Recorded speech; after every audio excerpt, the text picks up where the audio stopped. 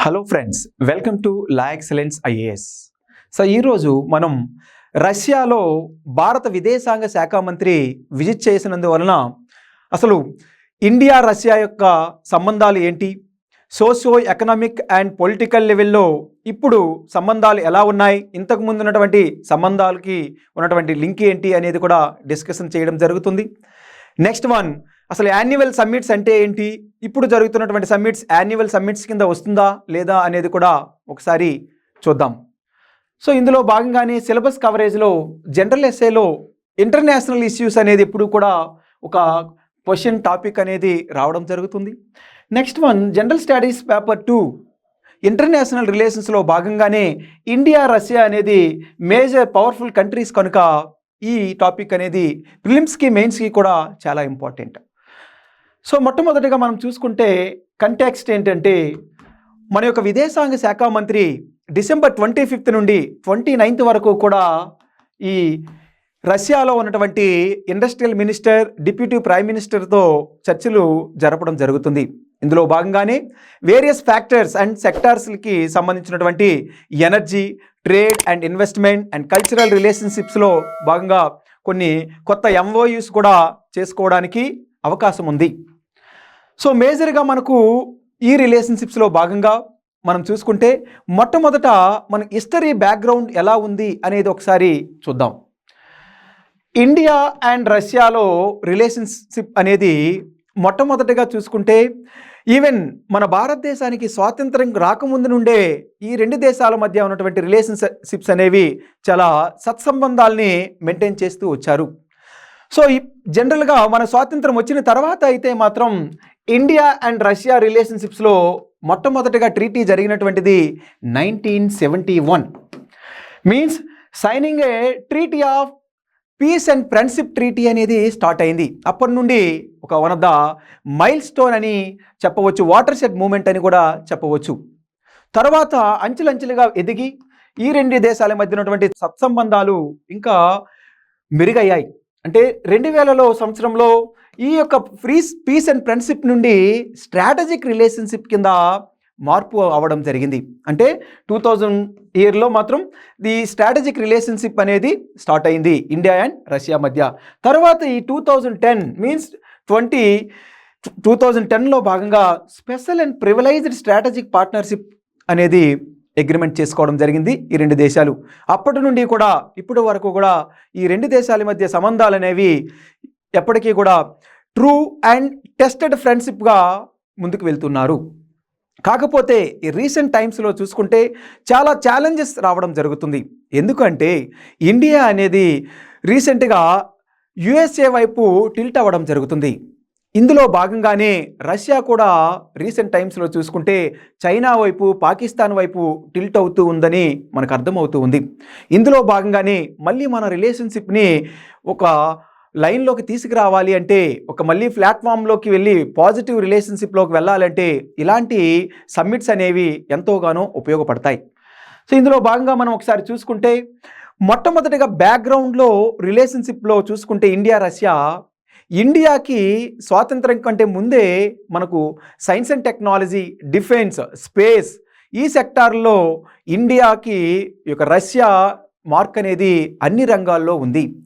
Especially చూసుకుంటే public sector అండర్టేకింగ్స్లో భాగంగా Russia USSR launch చేసినటువంటి ఎన్నో పబ్లిక్ సెక్టర్ అండర్టేకింగ్స్ అనేవి ఇండియాలో ఎప్పటికీ కూడా వర్క్ అవుతూ ఉన్నాయి. సో నేను అడిగే క్వశ్చన్ ఏంటంటే, మన ఇండియాలో రష్యా సహకారంతో లాంచ్ చేసినటువంటి స్టీల్ ఇండస్ట్రీస్ ఏంటి అనేది మీరు ఒకసారి ఆన్సర్ చేయండి. నెక్స్ట్ వన్, మనకు ఈ ఫ్రెండ్షిప్ అనేది ఎందుకు ఇంత స్ట్రాంగ్గా ఉంది, ప్రపంచంలో ఉన్నటువంటి అన్ని దేశాల కంటే ఇండియా రష్యా ఫ్రెండ్షిప్ అనేది ఒక యూనిక్ స్టైల్ని మెయింటైన్ చేస్తున్నాయి. ఈవెన్ దో రీసెంట్ టైమ్స్లో రష్యా ఉక్రెయిన్ వార్ జరిగినప్పటికీ, రష్యా యొక్క అగ్రెసివ్ రోల్ ఉన్నప్పటికీ ఇండియా అనేది న్యూట్రాలిటీ మెయింటైన్ చేసి రష్యాకి సపోర్ట్ చేస్తుందంటే ఇండియా అండ్ రష్యా రిలేషన్షిప్స్ అనేవి చాలా పటిష్టంగా ఉన్నాయి అనేది అర్థమవుతూ ఉంది. సో ఇండియా ఇంకొక మాట ఏంటంటే, ఇక రష్యా ప్రైమ్ మినిస్టర్ కూడా ఇండియా స్టాండ్ అనేది వెస్టర్న్ కంట్రీస్ కొంచెం ప్రెజర్ చూపించినప్పటికీ కూడా ఇండియా ఇప్పుడు తటస్థంగా నిలబడడం చూసి అన్ని దేశాలు కూడా మన ఇండియా యొక్క రోల్ని కొంచెం తప్పు పట్టడం కూడా జరిగింది. అయినప్పటికీ ఇండియా యొక్క ఓన్ ఇండిపెండెంట్ ఫారెన్ పాలసీని కంటిన్యూ చేస్తూ ఉంది. సో ఇప్పుడు మనం చూసుకుంటే అసలు రిలేషన్షిప్ అనేవి ఇండియా రష్యా మధ్య ఉన్నటువంటి మేజర్ సెక్టార్లు ఎలా ఉన్నాయి అనేది చూద్దాం. జనరల్గా ఇండియా అండ్ రష్యాలో ఉన్నటువంటి ఈ సత్సంబంధాలని స్ట్రెంథన్ చేయడం కోసం మన ఇండియా రష్యా అనేది యాన్యువల్గా సమ్మిట్స్ జరుగుతూ ఉంటాయి. ఈవెన్ ఇండియా అండ్ రష్యాలో అంటే ఆల్టర్నేటివ్గా. సో ఇందులో భాగంగా ఇప్పటి వరకు 21 సమ్మిట్లు అనేవి జరిగాయి. 2021 వరకు 21 యాన్యువల్ సమ్మిట్ జరిగాయి. న్యూఢిల్లీలో లాస్ట్ సమ్మిట్ జరిగింది. ఆ తర్వాత 2021 తర్వాత నుండి, ఎందుకంటే రష్యా ఉక్రెయిన్ వార్ జరిగిన తర్వాత మనం ఆటోమేటిక్గా శాంక్షన్స్ ఫ్రమ్ వెస్టర్న్ కంట్రీస్ అనేది రష్యా పైన వేయడం జరిగింది. అందులో భాగంగానే మన ప్రైమ్ మినిస్టర్ అనేది ఈ రష్యాకి ఈ యొక్క యాన్యువల్ సమ్మిట్స్లో పార్టిసిపేషన్ చేయటం లేదు.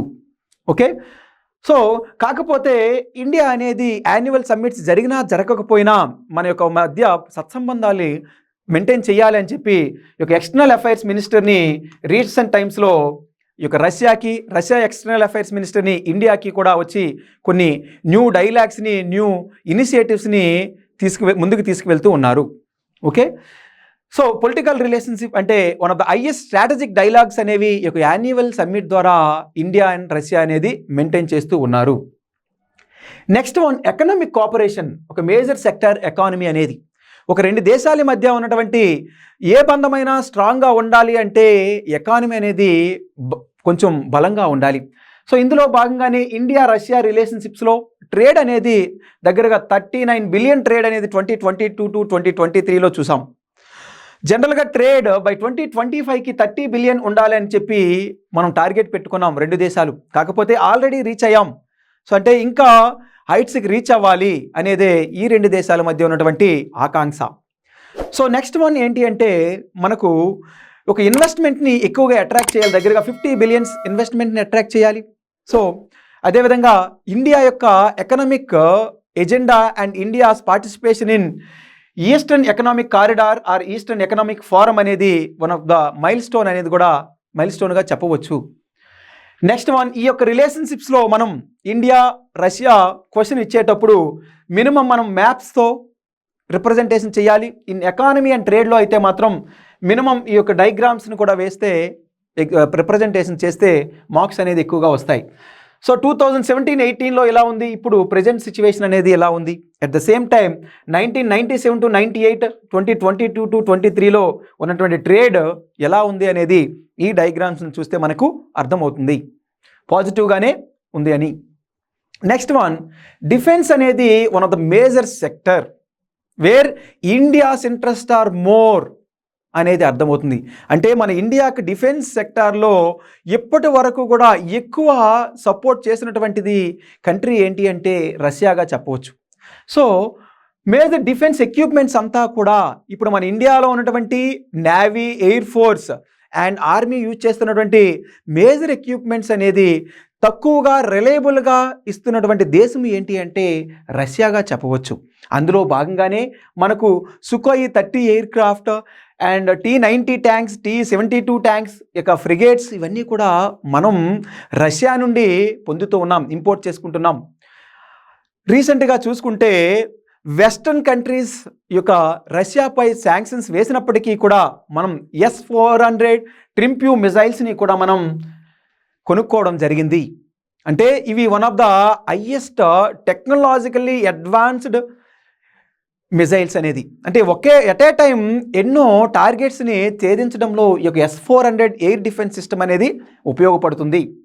నెక్స్ట్ ఫ్రిగేట్స్ ఇవన్నీ కూడా మన ఇండియాకి ఎక్కువగా మిలిటరీలో డిఫెన్స్ సెక్టార్లో మన రష్యా అనేది సహకారం అందిస్తూ ఉంది.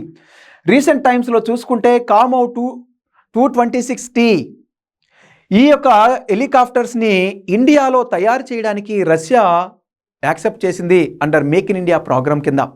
సో ఇదే కాకుండా మనకు ఉన్నటువంటి సపోర్ట్ డిఫెన్స్లో ఏంటంటే INS Vikramaditya, aircraft carrier, S-400, BrahMos missiles.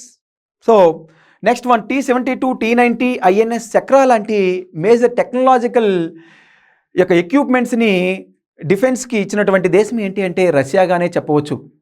So ఈ యొక్క మేజర్ ఇదే కాకుండా మన రెండు దేశాల మధ్య ఒక ట్రైలాటరల్ ఎక్సర్సైజ్ కూడా జరుగుతుంది. ఆ ఎక్సర్సైజ్ పేరే ఇంద్ర అంటారు, India and Russia. Trilateral means ఇది tri service means mostly army, air force and navy కలిపి ఈ ఎక్సర్సైజ్లో పాల్గొంటారు, అది గుర్తుపెట్టుకోవాలి. నెక్స్ట్ వన్ ఏంటంటే మనకు సప్లై చేస్తున్నటువంటి highest major defence exporter country ఏంటి అంటే రష్యాగానే చెప్పవచ్చు. ఎందుకంటే రష్యా ట్రేడ్ ఆన్ డిఫెన్స్ ఏంటంటే ఇండియాకి దగ్గరగా 50%. ఈ మధ్య తగ్గినప్పటికీ కూడా ఇండియా ఇన్క్లైన్ టువర్డ్స్ యుఎస్ఏకి, ఇజ్రాయెల్కి వెళ్ళినప్పటికీ ద షేర్ ఆఫ్ రష్యా అనేది ఇంకా ఎక్కువగానే ఉంది. ఇది ఇండియా రష్యాలో ఉన్నటువంటి డిఫెన్స్ రిలేషన్షిప్స్. స్పేస్ ఎక్స్ప్లోరేషన్లో రష్యా రోల్ ఇండియా డెవలప్మెంట్లో ఎలా ఉంది అంటే మొట్టమొదట మన యొక్క శాటిలైట్స్ లైక్ ఆర్యభట్ట, భాస్కర్ శాటిలైట్స్ని పంపించినటువంటి దేశమే మనకు ఈ యొక్క రష్యా కంట్రీ. అందుకనే రష్యా పైన మనకు మీన్స్ ప్రీవియస్లీ యుఎస్ఎస్ఆర్. సో అందుకని ఇండియా రష్యా రిలేషన్స్ అనేవి ఈ యొక్క స్పేస్ సెక్టార్లో ఇప్పటికీ కూడా ముందంజలోనే ఉన్నాయి. మొట్టమొదటి శాటిలైట్సే కాకుండా మొట్టమొదట మనకు ఇంటర్నేషనల్ స్పేస్ స్టేషన్కి వెళ్ళినటువంటి రాకేష్ శర్మకి కూడా ఈ యొక్క యుఎస్ఎస్ఆర్ సపోర్ట్గానే నిలిచింది. నెక్స్ట్ వన్, ఇప్పుడు మనం ఇంటర్నేషనల్ స్పేస్ స్టేషన్కి మనం హ్యూమన్ స్పేస్ ఫ్లైట్ని కూడా పంపిస్తున్నాం. ఇందులో భాగంగా మనకు రష్యా అనేది ఇంపార్టెంట్ రోల్ ప్లే చేస్తుంది. అంటే ట్రైనింగ్ ఇవ్వడం ఇదంతా కూడా చేసినటువంటి కంట్రీ ఏంటంటే రష్యాగానే. అంటే గగన్యాన్ మిషన్లో మనకు సపోర్ట్ చేస్తున్నటువంటి ఒక కంట్రీ ఏంటి అంటే రష్యా అని చెప్పుకోవచ్చు. డయాస్పోరాలో భాగంగా ఇండియన్ స్టూడెంట్స్ అనేది మెడికల్లో ఎక్కువగా స్టడీ కోసం రష్యాని ఆప్ట్ చేస్తూ ఉంటారు. దగ్గరగా 4500 ఇండియన్స్ అనేవాళ్ళు ఈ రష్యాలో చదువుకుంటూ ఉన్నారు.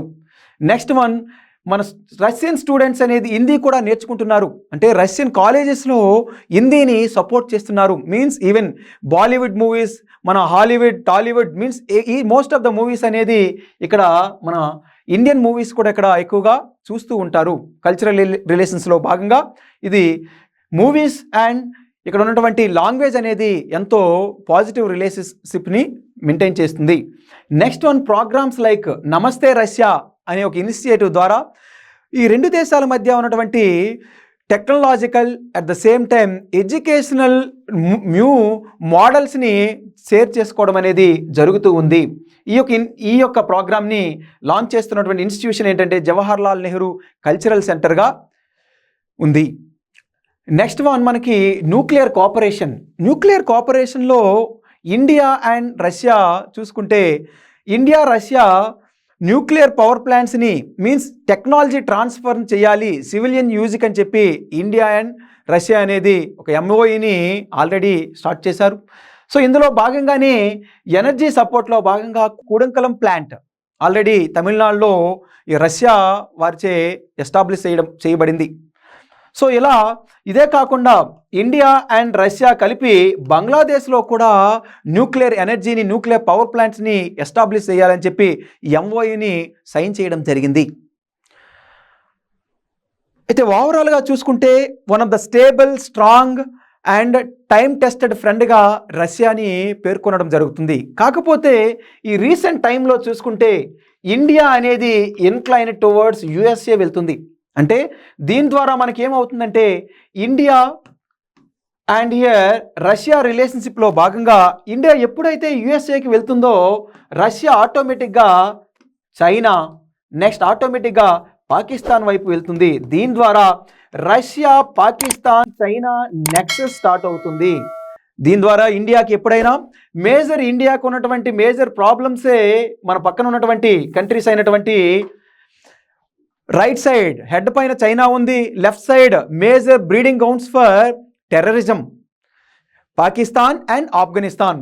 అంటే మేజర్ థ్రెట్స్ అంతా కూడా మన ఇండియా చుట్టూ ఉన్నాయి. ఒకవైపు చైనా ఉంటే ఒకవైపు పాకిస్తాన్, ఒకవైపు ఆఫ్ఘనిస్తాన్. ఈ టైంలో ఇండియా USA వైపు వెళ్తుంది. కాకపోతే ఎప్పుడైనా ఒక యుద్ధం కానీ ఏదైనా సంభవించేటప్పుడు అంత దగ్గరగా అంత స్పీడ్లో మనకి సహాయం చేసేవారు ఎవరంటే మనకు రష్యా. సో ఇండియాకి సపోర్ట్ ఎప్పుడైనా కూడా యుద్ధ సమయంలో 1962 అయినా 1971 1965 ఏ వార్లో అయినా కూడా మన సపోర్ట్గా ఉన్నటువంటి కంట్రీ ఏంటి అంటే మనకు రష్యా. అందుకనే మనం రిలేషన్షిప్స్లో భాగంగా బ్యాలెన్స్ చేయాల్సిన అవసరం ఉంది. దీని ద్వారా ఈ యొక్క నెక్సెస్ని అడ్డుకట్ట వేయడానికి అవకాశం ఉంది. ఓకే, సో ఇది మనం మెయిన్స్ పాయింట్ ఆఫ్ వ్యూలో రాసేటప్పుడు ఈ డయాగ్రామ్ రిప్రజెంటేషన్ ద్వారా మనం రాయాల్సిన అవసరం ఉంది. జనరల్ ఎస్ఏలో కూడా ఈ యొక్క ఎనాలిసిస్ అనేది చాలా ఇంపార్టెంట్. సో ఓవరాల్గా మనకి యుఎస్ఏ అనేది మనకు చైనాకి వారైనప్పటికీ కూడా పాకిస్తాన్కి వారు 1971లో అయినప్పటికీ కూడా మనకు పాకిస్తాన్ వైపు యుఎస్ఏ ఉంది. అందుకని ఇప్పుడు ఎట్ ద సేమ్ టైం ఆ డిస్టెన్స్ అనేది కూడా ఎక్కువగా ఉంది. రష్యా అంటే పాకిస్తాన్ చైనా పైన ఉంది, అంటే ఈజీగా మొబిలైజేషన్ ఆఫ్ ఆర్మ్స్ అండ్ ఆమ్యునేషన్స్ ఇండియాకి ఇవ్వడానికి ఛాన్స్ ఎక్కువగా ఉంది. అదే కాకుండా బ్యాలెన్స్డ్ రిలేషన్షిప్ చేయడంలో, అంటే ఒక బ్రోకరేజ్ ఆర్ మీడియేషన్ చేయడంలో ఇండియా చైనాకి చేయడంలో రష్యా అనేది చాలా ఇంపార్టెంట్ రోల్ ప్లే చేస్తుంది. రీసెంట్గా ఎగ్జాంపుల్స్ కూడా ఉన్నాయి. ఏంటి అంటే ఈ యొక్క గల్వాన్ వ్యాలీ విషయంలో మేజర్గా ఈ యొక్క ఇష్యూని తగ్గించినటువంటి కంట్రీ ఏంటి అంటే అగైన్ రష్యాగానే చెప్పుకోవచ్చు. ఇది రష్యా యొక్క రోల్. స్టిల్ ఈవెన్ ఇప్పుడు కూడా ఇండియాకి రష్యా ఇంపార్టెంటా కాదా అని అంటే ఎస్, ఇంపార్టెంట్. ఎనర్జీ, టెక్నాలజీ, ఈ యొక్క చైనాని అడ్డుకట్ట వేయడంలో కూడా ఈ రష్యా ఎంతోగానో ఉపయోగపడుతుంది. యునైటెడ్ నేషన్స్ సెక్యూరిటీ కౌన్సిల్లో కూడా పర్మనెంట్ మెంబర్గా కావాలంటే Russia always backing and supporting India. So అందుకనే ఈ యొక్క ప్రజెంట్ సిచ్యువేషన్లో మల్టీపోలార్ వరల్డ్ కావాలి అనేది ఈ రెండు దేశాలు కూడా, ఇండియా అండ్ రష్యా అనేది స్టాండ్ అయి ఉన్నాయి. అంటే ఒకే వెస్టర్నైజ్డ్ కంట్రీసే రూల్ చేయకూడదు. పోలార్ వరల్డ్ అంటే చాలా ఎక్కువ ప్లాట్ఫామ్స్ని డిజైన్ చేసి ఆర్గనైజేషన్ డెవలప్ చేయడం ద్వారా సమానమా మీన్స్ డెవలప్ చేయాలి అనేది ఈ దేశాల యొక్క ముఖ్య ఉద్దేశం. జనరల్గా నేను అడిగే క్వశ్చన్ ఏంటంటే మీకు ఇందులో భాగంగా ఇండియా రష్యా అనేది ఈ యొక్క ఇంటర్నేషనల్ ఆర్గనైజేషన్లో ఏ సమ్మిట్స్లో రెండు దేశాలు కలిపి ఉన్నాయి? Like for example G20, otherwise APEC countries, otherwise ASEAN, East Asian summit, ఇలాంటి ఇన్స్టిట్యూషన్లో ఏ ఆర్గనైజేషన్లో ఇండియా అండ్ రష్యా అనేది భాగస్వామ్యంగా ఉన్నాయో మీరు ఒకసారి ఆన్సర్ చేయండి. ఓకే ఫ్రెండ్స్, ఇందులో భాగంగా ప్రిలిమ్స్ క్వశ్చన్ని ఆన్సర్ చేయండి. ఎందుకంటే ఈ సమ్మిట్స్లో ఉన్నటువంటి ఏమైనా స్టేట్మెంట్స్ బేస్డ్ క్వశ్చన్స్ డైరెక్ట్గా వస్తే అవి డైరెక్ట్గా యూపీఎస్సీలో అడుగుతూ ఉన్నారు. Next one, mains. India Russia relationship is described as special and privileged strategic partnership 2010లో ఇవ్వడం జరిగింది. So it is so but only in name అని అంటున్నారు. Critically analyse in light of recent India Russia summit. Okay friends, thank you so much.